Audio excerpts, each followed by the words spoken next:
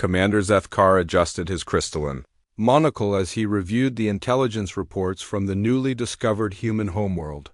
The holographic display showed primitive projectile weapons, chemical explosives, and what appeared to be mechanical firing devices that looked centuries behind galactic standard technology. His mandibles clicked in amusement as he transmitted the data to the Hegemony Council. "Esteemed council members," he began his report, his voice carrying the typical arrogance of a Veltar military officer. "The species designation human presents no significant threat to our expansion into the Sol system. Their weapons technology appears to be stuck in what we would classify as the kinetic primitive era. They still use chemically propelled metal projectiles and mechanical firing mechanisms." The council chamber erupted in chittering laughter from the various alien species represented. General Morden, a towering Krex warrior whose species had conquered 17 systems, leaned forward with interest. "Show us these primitive weapons, Commander." Zethkar manipulated the holographic controls, displaying images captured by their stealth reconnaissance drones. Ancient cannons, rifles, and various artillery pieces appeared in three-dimensional detail. The council members examined them with the same fascination one might show toward museum artifacts. "Notice the crude mechanical components," Zethkar continued, highlighting a human tank. "They use combustible chemicals to propel simple metal slugs. No plasma refinement, no quantum displacement, no particle acceleration. It's almost quaint how they've managed to achieve limited spaceflight with such backward military technology." Ambassador Valina, representing the Hegemony's diplomatic corps, raised a slender appendage. "What about their numbers, Commander?" "Sometimes primitive species compensate with overwhelming population, approximately 8 billion individuals. On their primary world, with small colonies on 2 nearby planets," Zethkar replied dismissively. "Standard pacification protocols should reduce resistance within 72 hours. We estimate fewer than 10,000 casualties on our side, mostly from atmospheric entry accidents rather than actual combat." The intelligence reports showed human military formations using what the Hegemony database classified as rotational multi-barrel kinetic weapons. The translation software had difficulty categorizing them, eventually settling on primitive rapid-fire artillery. The images showed soldiers operating strange contraptions with multiple rotating barrels, but the Hegemony's advanced scanners couldn't detect any energy signatures that would indicate serious military threat. Emperor Thaxion, supreme ruler of the Galactic Hegemony, gestured for silence. His biomechanical implants glowed as he processed the tactical data. "Commander Zethkar, explain to me why we should dedicate resources to conquering a species with such limited technological development." "Your Supremacy, the Sol system contains remarkable mineral wealth and strategic positioning for expansion into this galactic arm," Zethkar responded smoothly. "The humans have already performed preliminary mining operations on several asteroids and planetary bodies. We can utilize their existing infrastructure while replacing their primitive society with proper Hegemony governance." The Emperor's advisors whispered among themselves in various alien languages. The consensus was clear: humanity represented a minor obstacle to be swept aside rather than a military challenge requiring serious preparation. "What of their space-based defenses?" inquired Admiral Cassara, her tentacles weaving complex patterns of concern. Zethkar's display shifted to show human orbital installations and spacecraft, primitive chemical rockets, and basic nuclear weapons. "Their largest vessels are less than 1/10 the size of our smallest frigates. They lack energy shields, faster-than-light weaponry, or any form of quantum defensive matrix. Our advanced scout reported that their most sophisticated orbital platform uses kinetic projectiles accelerated by magnetic fields." "Railguns?" Admiral Cassara's translator conveyed slight interest. "Crude electromagnetic acceleration, yes. Effective range is limited, projectile velocity is barely relativistic, and reload time is measured in standard minutes rather than nanoseconds. A single Hegemony destroyer could eliminate their entire orbital defense network without sustaining damage." The military assessment continued as various department heads requested specific intelligence details. Human logistics appeared equally primitive, relying on physical supply chains rather than matter replication technology. Their communication systems used electromagnetic radiation instead of quantum entanglement networks. Most amusing to the hegemony observers was humanity's apparent reliance on biological soldiers rather than synthetic combat units. They actually put living beings into combat situations? General Morden asked with genuine confusion. Without genetic enhancement, mechanical augmentation, or consciousness transfer capability. Confirmed, Zethkar replied. Human soldiers are unmodified biological entities using handheld weapons. They lack regenerative medical technology, combat stimulants, or even basic exoskeleton enhancement. Injury rates appear to permanently incapacitate rather than temporarily inconvenience their military personnel. The absurdity of such primitive military doctrine prompted additional laughter from the council. The hegemony had abandoned biological soldiers millennia ago, considering them inefficient and unnecessarily fragile compared to synthetic alternatives. Emperor Thaxion made his decision. Commander Zethkar, prepare Invasion Fleet 7 for Sol System pacification. Standard protocols, minimal force allocation. This conquest should serve as training exercise for our newer commanders rather than serious military operation. Yes, Your Supremacy. Shall I request support from the engineering corps for post-invasion infrastructure conversion? Unnecessary. The humans' primitive technology will require complete replacement rather than integration. Schedule demolition. Teams for their major population centers following surrender. As the council session concluded, intelligence officers throughout the hegemony began preparing standardized invasion protocols. The human threat assessment ranked below agricultural pest management in terms of military priority. Fleet allocations reflected this casual dismissal. 1 battle cruiser, 6 destroyers, and minimal support craft were deemed sufficient for complete planetary conquest. The hegemony's vast military machine began its methodical preparation for what was expected to be the shortest and least challenging conquest in recent galactic history. Intelligence briefings describe human resistance potential as negligible, human technology as archaic, and human military doctrine as incomprehensibly primitive. None of the hegemony planners bothered to investigate the historical context of those strange multi-barreled weapons they had observed. The rotating mechanisms, the rapid-fire capability, and the devastating effectiveness of concentrated kinetic fire were dismissed as irrelevant curiosities from a backward species.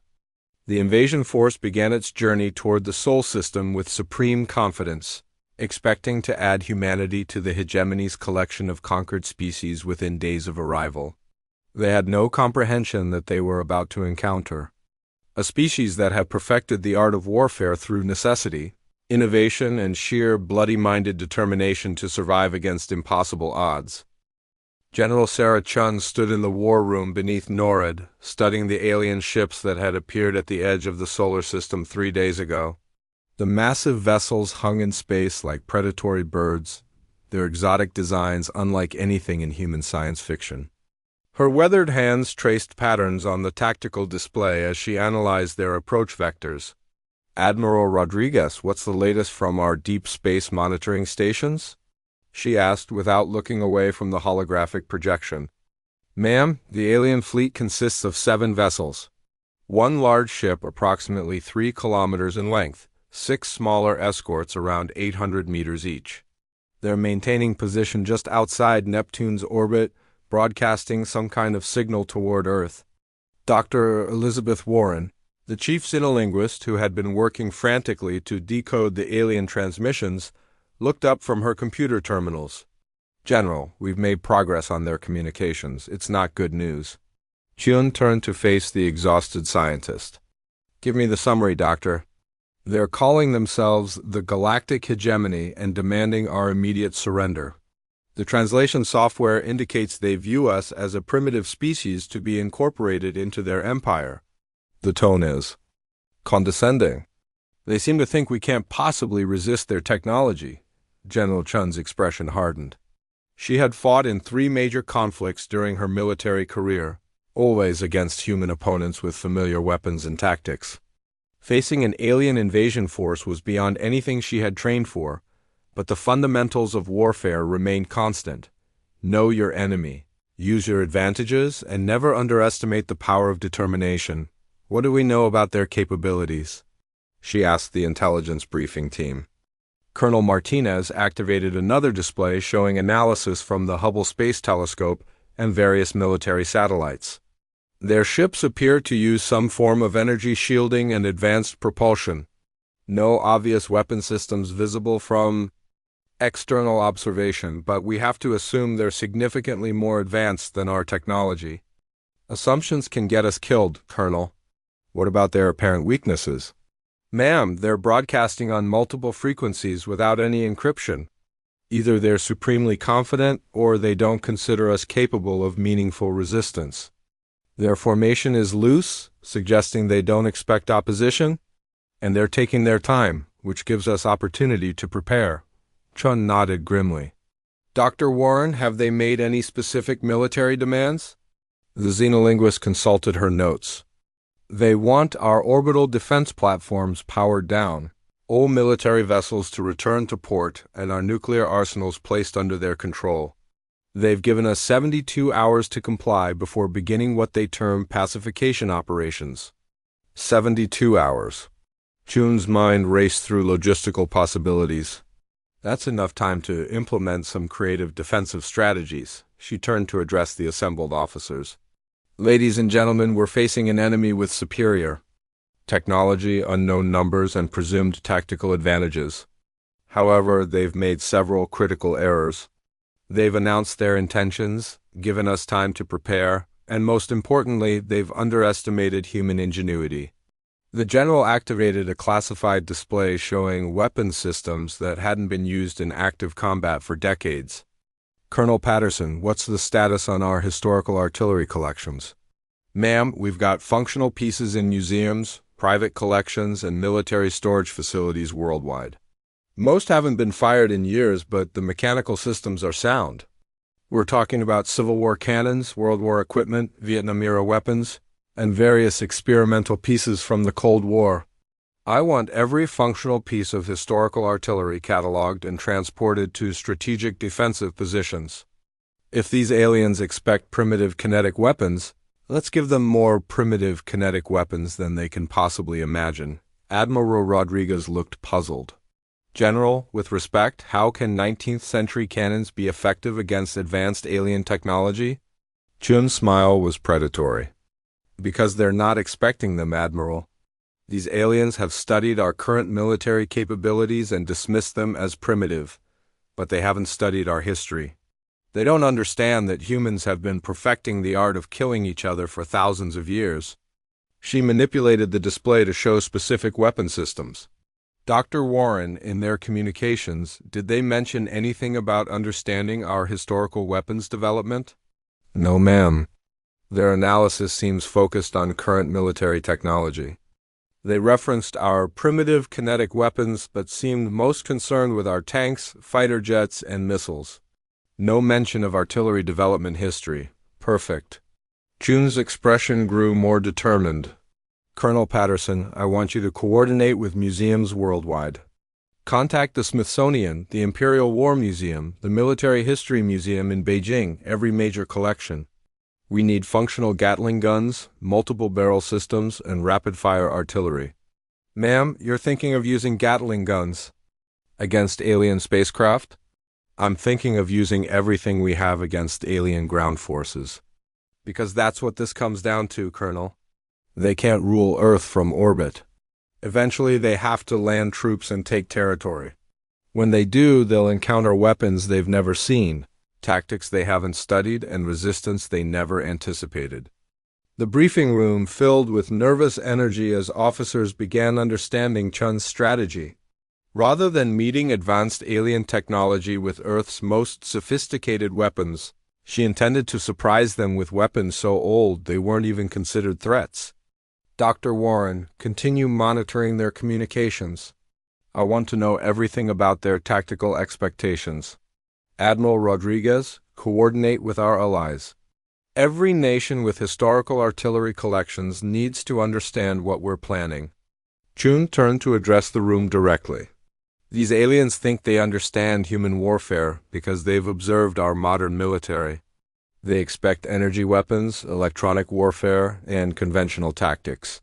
They're not prepared for weapons that predate their technological assessment by centuries.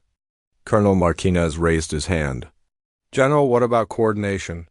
These historical weapons require different ammunition, training, and maintenance protocols. We have the largest community of military history enthusiasts, reenactment societies, and weapons collectors in human history, Chun replied. Every major city has people who know how to operate, maintain, and ammunition these systems. We're going to turn our hobbyists into our secret weapon. The planning session continued through the night as communication went out to military history, museums, collector societies, and reenactment groups worldwide. The message was simple. Humanity needed every functional piece of historical artillery ready for combat operations within 60 hours.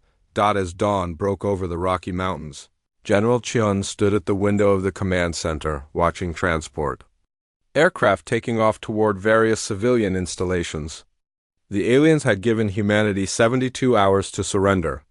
Instead, those 72 hours would be used to prepare the most unconventional defensive strategy in military history, the Galactic Hegemony, expected to face primitive kinetic weapons.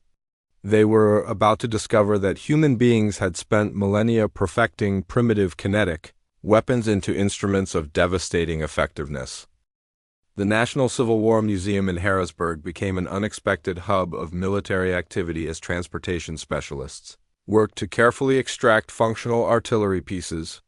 Museum curator Dr. James Mitchell supervised the removal of a perfectly maintained 1862 Gatling gun, his academic calm masking deep anxiety about the unprecedented situation. Careful with that elevation mechanism, he instructed the military technicians. This particular piece was manufactured by the Colpaton Firearms Company and represents one of the finest examples of rapid-fire artillery from the Civil War period. Sergeant First Class Maria Santos, a weapons specialist hastily assigned to the museum extraction team, examined the Gatling gun's multiple rotating barrels with professional interest. Doctor, what kind of rate of fire could this system achieve? In optimal conditions, approximately 600 rounds per minute, Mitchell replied, running his hands along the weapon's brass fittings. The genius of the Gatling design was its ability to maintain continuous fire while allowing individual barrels to cool. Revolutionary for its time, Santos whistled appreciatively. That's comparable to some modern light machine guns. How reliable was the mechanism? Extraordinarily reliable, Sergeant. The beauty of mechanical systems is their simplicity. No electronics to fail, no complex chemical processes to malfunction. Just precision engineering and human operation. As they spoke, similar scenes were playing out in museums and private collections across the globe. The Royal Armories in Leeds was carefully crating their collection of Nordenfeldt guns. The Musée de l'Armée in Paris was preparing their Montagny mitrailleurs for transport. In Tokyo, specialists were examining a perfectly maintained Gatling gun that had somehow survived both World War II and the subsequent decades of peace. At Fort Riley, Kansas, Master Sergeant Robert Thompson coordinated the largest gathering of military history enthusiasts in American history. Reenactors, collectors, and hobbyists arrived with personal collections that would have been museum pieces under normal circumstances. The parking areas filled with trailers carrying everything from Revolutionary War cannons to World War I machine guns. Folks, Thompson addressed the assembled crowd of civilians and military personnel, I know this situation is unprecedented. Yesterday you were hobbyists and historians. Today you're potentially the most important military specialists on Earth. Thomas Bradley, a retired machinist and Civil War reenactor, approached carrying maintenance tools for the 1863 Gatling gun he had spent 15 years restoring. Sergeant, I've been operating and maintaining this weapon system longer than some of your soldiers have been alive. Just tell us what you need. We need every functional rapid-fire artillery system ready for combat operations. The enemy has studied our modern weapons but ignored our historical capabilities. That ignorance is about to become their weakness. Throughout the day, an extraordinary logistics operation unfolded as historical weapons were transported to strategic, defensive positions around major population centers. The aliens had transmitted specific landing zones they intended to use for their ground invasion, major airports, military bases, and government centers in capital cities worldwide. At each location, hastily constructed defensive positions incorporated both modern and historical elements. Contemporary concrete barriers provided protection while carefully positioned historical artillery offered firepower that existed completely outside alien tactical expectations. Dr. Patricia Williams, a military historian, suddenly found herself consulting for active combat operations, reviewed the defensive plans with General Chun via secure video link. General, the psychological impact alone could be significant. These weapons represent human innovation under pressure, creativity in the face of overwhelming odds. Doctor, I'm more interested in their practical impact, Chun replied from her command center. Can these systems actually damage alien forces? Ma'am, kinetic energy is kinetic energy regardless of the delivery system, a .58 caliber lead. Ball traveling at high velocity will cause damage to any biological entity. The question is whether alien personal protection can withstand multiple impacts from sustained fire. Chun nodded grimly. We're about to find out. In London, the defensive preparations around Parliament included positioning a restored Puckle gun from 1718 alongside modern anti-aircraft systems. The weapon's cylindrical magazine and rapid-fire capability had been revolutionary 3 centuries ago. Now it represented humanity's willingness to use every possible advantage against an existential threat. Professional soldiers worked alongside historians and collectors to ensure proper ammunition supply and operational readiness. The diversity of calibers, firing mechanisms, and loading procedures presented logistical challenges, but also created an unpredictable defensive network that would confuse any conventional military analysis. Private Jessica Chun, no relation to the general, helped position a beautifully maintained 1877 Gardner gun near the Washington Monument. The weapon's dual barrels and hand-crank operation seemed almost quaint next to nearby Patriot missile batteries. But her grandfather's stories about her great-great-grandfather's service in the Indian Wars had taught her to respect the effectiveness of simple mechanical systems. My family has been maintaining this weapon for 4 generations, she told her squad leader. It's never failed to function when properly operated. Similar stories echoed across the defensive positions as families with multi-generational military traditions contributed weapons that had been carefully preserved through decades of peace. Each piece represented not just mechanical capability, but cultural memory of human conflict and survival. As the 72-hour deadline approached, alien reconnaissance drones began conducting detailed scans of Earth's defensive positions. The hegemony's advanced sensors detected modern military equipment exactly where expected. But the older weapons barely registered on their technological assessment protocols. Commander Zethkar reviewed the drone reconnaissance data with growing confidence. Human defensive positions appeared standard for a primitive species. Barriers, conventional weapons, predictable tactical arrangements. The presence of some unidentified mechanical devices was noted but dismissed as irrelevant archaeological artifacts. Esteemed Council, he transmitted to the hegemony fleet. Human resistance preparations confirm our initial assessment. They have positioned their most advanced weapons in defensive arrangements around strategic locations. No evidence of technological capability beyond our previous intelligence estimates. The aliens had observed Earth's preparations with the same dismissive attitude that had characterized their entire approach to human resistance. Ancient weapons were invisible to their assessment, because ancient weapons were impossible according to their understanding of technological development. No advanced species would rely on primitive systems when superior alternatives existed. They were about to discover that humans had never abandoned effective weapons simply because better ones became available. Instead, humanity had spent centuries perfecting every possible method of delivering kinetic energy to enemy targets, from the simplest catapult to the most complex rapid-fire mechanism. The stage was set for the most unusual military confrontation in galactic history. Advanced alien technology against the accumulated innovations of human warfare spanning millennia of conflict.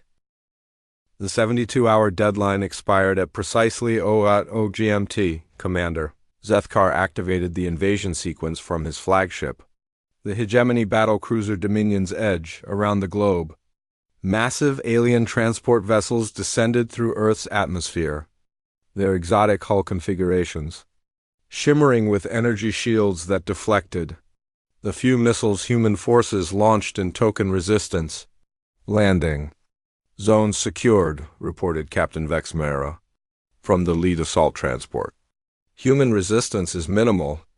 Standard defensive positions detected around major population centers, but nothing beyond primitive kinetic weapons. The alien ground forces that emerged from the landing craft represented the hegemony's standard pacification troops. Tall, multi-limbed beings in advanced combat armor, carrying energy weapons that could level city blocks with sustained fire. Their personal shields could deflect conventional projectiles, and their enhanced physiology allowed them to operate continuously without fatigue. At Joint Base Andrews outside Washington, D.C., the first alien combat units advanced toward the defensive perimeter with mechanical precision. Their tactical analysis indicated human resistance would collapse within minutes of encountering superior firepower. The energy shields flickered blue-white as they absorbed rounds from conventional human weapons exactly as expected. General Chun watched the initial engagement through drone reconnaissance feeds, her expression calm despite the gravity of the situation. "Hold positions until they reach phase line Alpha," she commanded. "Let them think they understand our capabilities." The alien advance continued with textbook efficiency. Hegemony soldiers moved in coordinated formations, using energy weapons to systematically destroy defensive positions while their personal shields absorbed return fire from human rifles and machine guns. Their tactical displays showed exactly what their intelligence had predicted: primitive resistance from an outmatched species. Squad leader Kethrin advanced with mechanical confidence, his combat suit systems analyzing and cataloging human defensive capabilities in real time.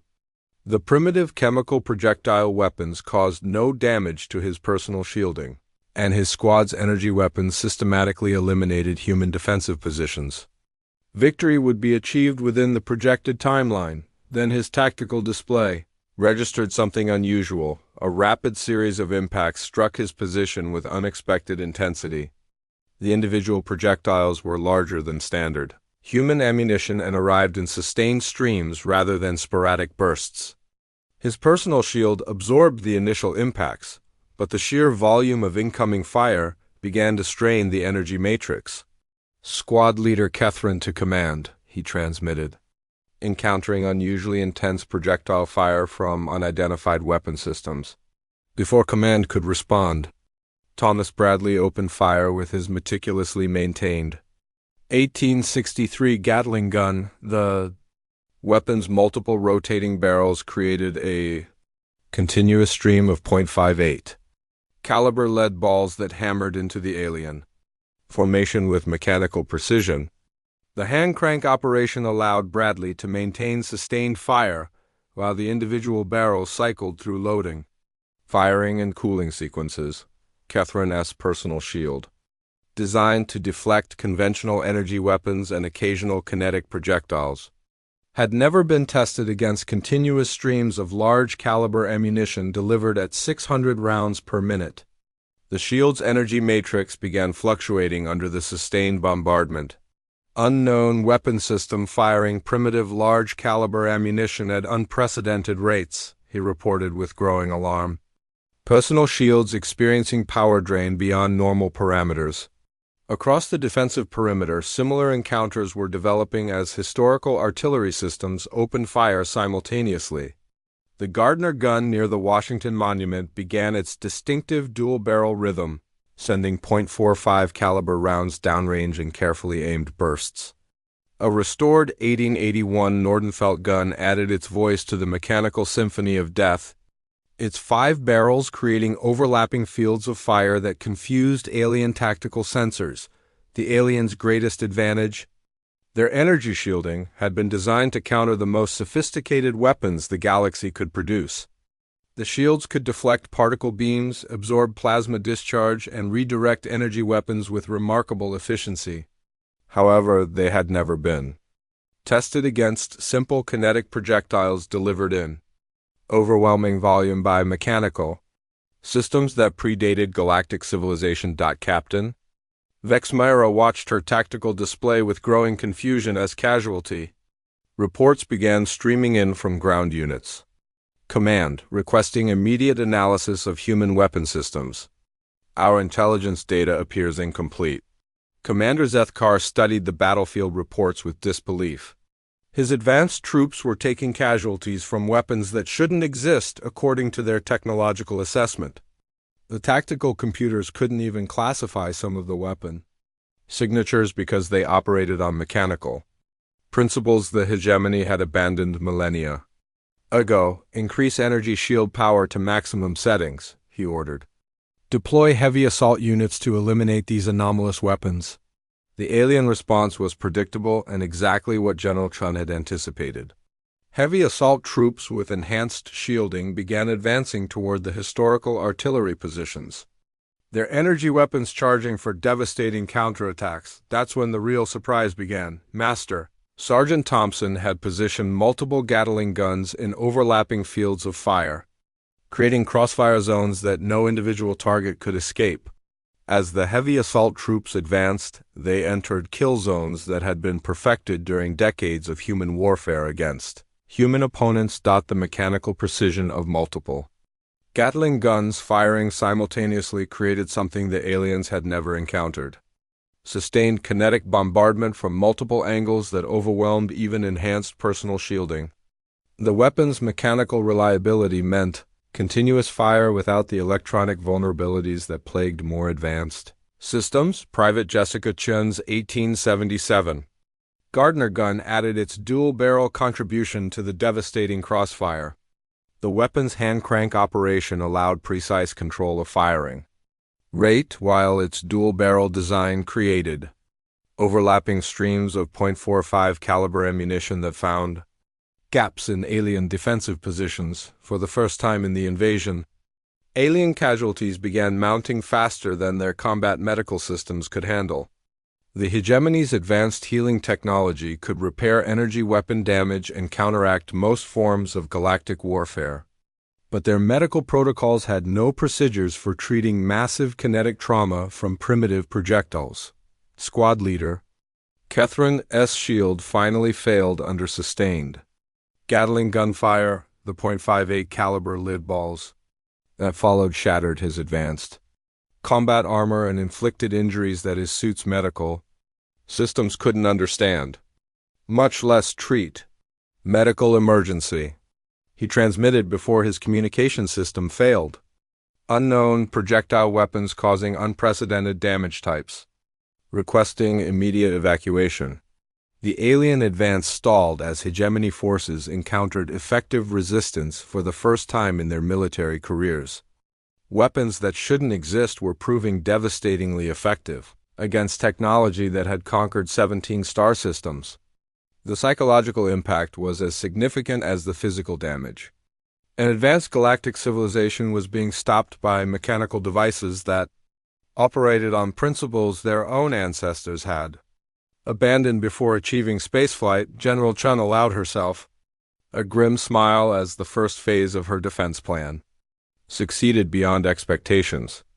The aliens had studied human capabilities and prepared for conventional warfare. They were completely unprepared for humanity's willingness to use any effective weapon regardless of its technological sophistication. Commander Zethkar's confidence evaporated as casualty reports flooded in from landing zones across the planet. London reported heavy losses to unknown rapid-fire kinetic systems. Tokyo confirmed similar encounters with primitive but devastating mechanical weapons. Paris, Berlin, and Moscow all transmitted identical reports. Alien ground forces were being systematically destroyed by weapons that shouldn't exist. Analysis report from Combat Intelligence, his tactical officer announced with barely concealed alarm. Human forces are employing pre-spaceflight projectile weapons with unprecedented effectiveness against our personal shielding systems. Zethkar manipulated his command display to review combat footage from the various landing zones. The images showed primitive mechanical devices operated by unaugmented biological entities, causing massive damage to advanced hegemony forces. It was impossible according to every military doctrine in the Galactic database. How can primitive kinetic weapons penetrate our shielding? He demanded. Sir, the weapons appear to be delivering projectiles in sustained streams rather than individual shots. Our shields are designed to absorb and redirect limited kinetic energy. But continuous bombardment from multiple sources causes cumulative power drain that leads to shield failure. The tactical display showed weapon signatures that the hegemony computers couldn't properly classify. Mechanical firing mechanisms, chemical propellants, and projectile velocities that existed completely outside their technological assessment parameters. The weapons were so primitive that they hadn't been considered threats worthy of defensive preparation. General Morden requests immediate orbital bombardment. Authorization, his communications officer reported. Ground forces are requesting withdrawal to establish new tactical assessment. Zethkar found himself facing a military scenario that contradicted his entire understanding of warfare. An advanced galactic civilization was being outfought by mechanical devices that predated space travel. The humiliation was beyond comprehension. But the tactical reality was undeniable. At the London defensive perimeter, the restoration team from the Royal Armories had achieved something that would have been impossible under normal circumstances. Their collection of historical artillery was systematically destroying alien forces that had conquered multiple star. SYS-TMS Dr. Margaret Fitzgerald operated the 1881 Nordenfelt gun with the same precision she had demonstrated during historical exhibitions, except now the 5-barrel mechanical system was delivering 303 caliber ammunition into alien combat formations rather than paper targets. The weapon's mechanical reliability and sustained fire capability were proving devastatingly effective against opponents who had never encountered such systems. Reloading. She called to her improvised crew of museum staff and military advisors. The Nordenfelt's magazine system allowed rapid ammunition replacement, while maintaining tactical pressure on advancing alien forces nearby. A perfectly restored Puckle gun from 1718 added its distinctive contribution to the defensive fire. The cylindrical magazine design and rapid-fire mechanism that had been revolutionary 3 centuries ago was now proving revolutionary again against an enemy that had forgotten such innovations were possible. The psychological impact on alien forces was becoming as significant as the physical damage. Hegemony soldiers had been trained to expect certain types of resistance based on technological capability assessment. Primitive species used primitive weapons that could be easily countered by advanced defensive systems. The concept of primitive weapons being devastatingly effective was outside their psychological preparation. Squad leader Rethvak advanced through the ruins of what had been a confident assault formation just hours earlier. His enhanced combat armor showed multiple impact points from projectiles that his suit's analysis systems couldn't identify. The ammunition was too primitive for his computer to recognize, too effective for his shields to stop, and too numerous for his squad to avoid. Command. Requesting tactical guidance for countering unknown weapon systems, he transmitted. Standard assault protocols are ineffective against mechanical rapid-fire artillery. The response from command was equally bewildered. Hegemony military doctrine had no procedures for countering weapons that were simultaneously primitive and effective. Their tactical database contained strategies for defeating everything from planetary defense grids to quantum displacement weapons. but nothing for mechanical devices operated by unaugmented biological entities. In Washington, D.C., Thomas Bradley maintained steady fire with his 1863 Gatling gun, the weapon's brass mechanisms gleaming in the afternoon sun as .58 caliber rounds streamed toward alien positions. His decades of experience with the weapon allowed him to maximize its tactical potential while managing ammunition consumption and barrel cooling. Targeting. Their formation leaders, he called to Master Sergeant Thompson. The ones with the more elaborate armor configurations appear to be command personnel. Thompson nodded approvingly. Bradley's expertise with the historical weapon was proving more valuable than years of conventional military training. The civilian collector understood his weapon's capabilities better than any military manual could describe. The tactical situation was developing into something unprecedented in galactic military history.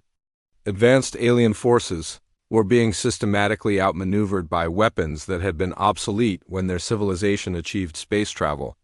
The mechanical reliability, sustained fire capability, and sheer unexpected nature of the artillery was creating tactical advantages that no amount of technological superiority could counter.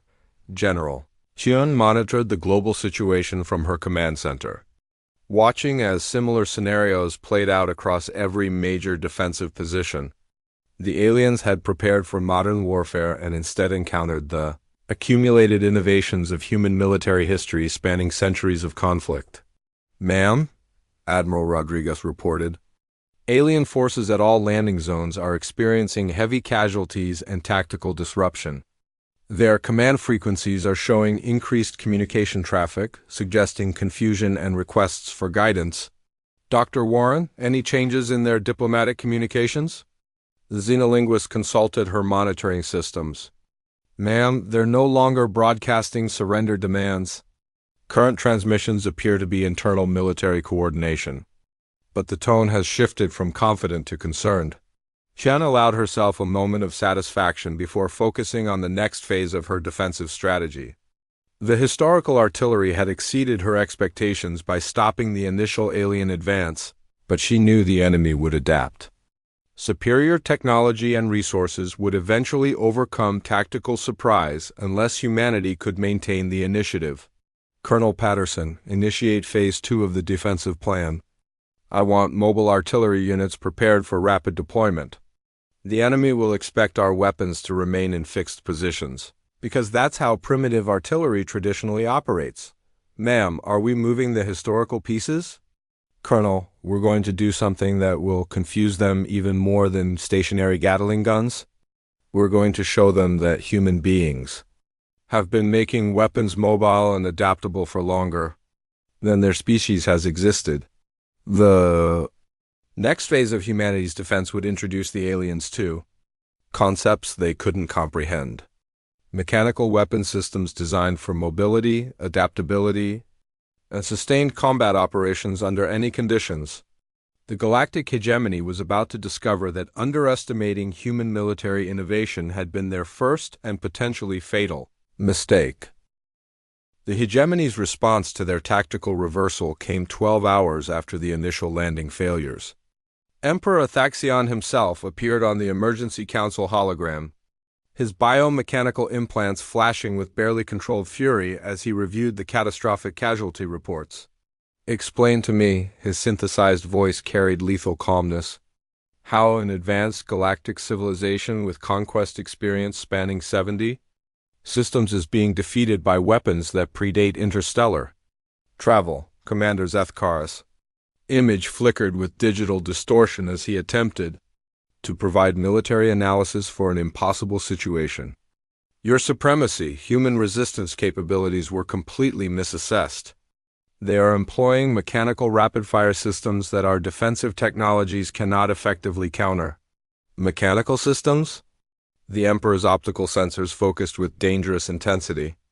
"Are you informing me that our invasion force is being stopped by gears and springs?" "Sir, the weapons deliver continuous streams of large-caliber projectiles at rates that overwhelm personal shielding. Our soldiers are experiencing casualties from kinetic trauma that our medical systems cannot adequately treat." General Morden S. holographic representation leaned forward aggressively.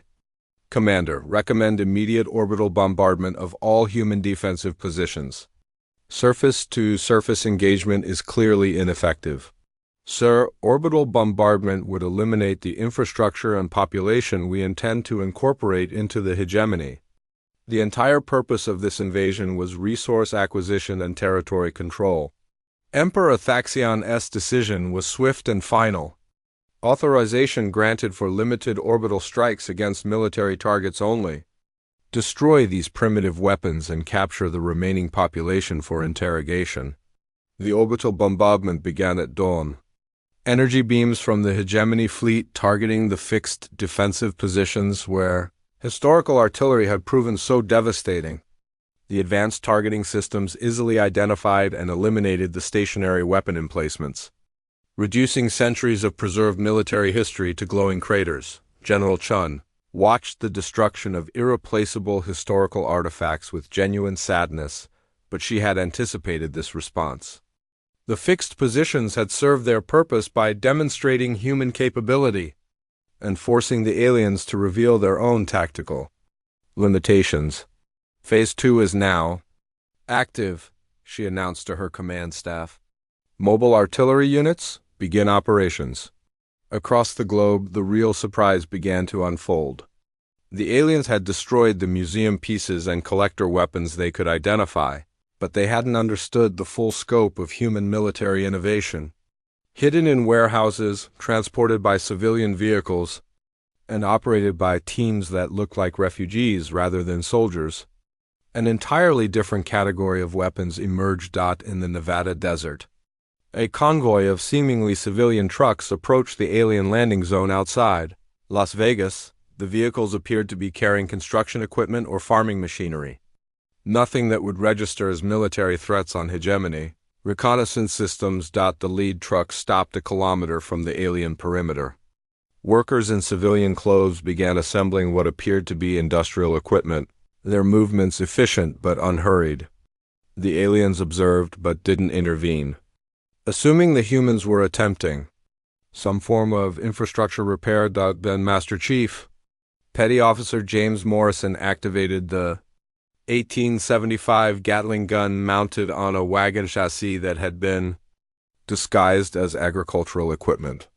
The mobile artillery system that had been developed for cavalry operations during the Indian Wars was about to demonstrate its effectiveness against alien infantry. The mechanical reliability that had made the weapon valuable for frontier warfare proved equally devastating against advanced alien soldiers.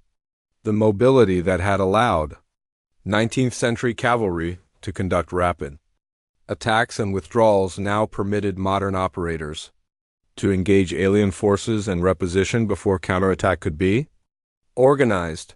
Morrison's crew worked with precision, born of months of intensive training. The wagon-mounted Gatling gun could be rapidly deployed, fired in sustained bursts to maximum effect, then relocated to avoid retaliation. The aliens, accustomed to fixed defensive positions and predictable tactics, couldn't adapt to the mobility of weapons they didn't understand. Similar operations unfolded globally as mobile historical artillery revealed the true scope of human preparation. In France, 80 and 70 Montigny mitrailleurs emerged from camouflage positions to engage alien forces with devastating effectiveness before disappearing into urban terrain that the aliens couldn't effectively monitor. The psychological impact on hegemony forces intensified as they realized human resistance was far more sophisticated than their intelligence had indicated. The primitive weapons weren't desperate improvisation but carefully planned tactical systems operated by personnel who understood their capabilities perfectly. Squad leader Rethvac found himself in command of the remnants of 3 different squads after successive encounters with mobile human artillery. His tactical training had no protocols for enemies who used primitive weapons with advanced tactical thinking. Command: human forces are employing mobile rapid-fire systems with hit-and-run tactics, he reported while seeking cover from yet another mechanically operated weapon system. They appear engaged with devastating effect, Then withdraw before we can coordinate counterattack. Understood. Deploy hunter-killer teams to track and eliminate mobile threats. The alien adaptation came too late to prevent strategic damage. The mobile artillery operations had achieved something beyond simple military effectiveness. They had demonstrated that human beings could outthink advanced technology using weapons that represented centuries of accumulated military. INNOVATIO and Dr. Patricia Williams, monitoring the global situation from her historical consultation position, provided analysis that would have seemed impossible weeks earlier. General Chun, the mobile operations are succeeding because they represent tactical evolution rather than primitive weapons use. These systems were designed for mobility, rapid deployment, and sustained operations under adverse conditions. Doctor, explain the significance for our overall defensive strategy. Ma'am, we're not just using old weapons. We're demonstrating military thinking that spans centuries of human conflict. The aliens expected primitive resistance, but they're encountering sophisticated tactical application of mechanical systems they don't understand. The strategic situation had shifted fundamentally. The galactic hegemony faced an enemy that combined primitive technology with advanced tactical thinking, creating resistance capabilities that existed outside their entire understanding of military science. Commander, Zethkar reviewed tactical reports that defied logical analysis. Human forces were using mechanical weapons to outmaneuver advanced alien troops through mobility, surprise, and tactical innovation that his computers couldn't predict or counter. The invasion was no longer proceeding according to plan. Instead, it was becoming a military education in the dangers of underestimating species that had spent millennia perfecting the art of warfare through necessity, creativity, and absolute determination to survive against impossible odds. The hegemony was about to learn that technological superiority meant nothing against opponents who refused to fight according to galactic military doctrine.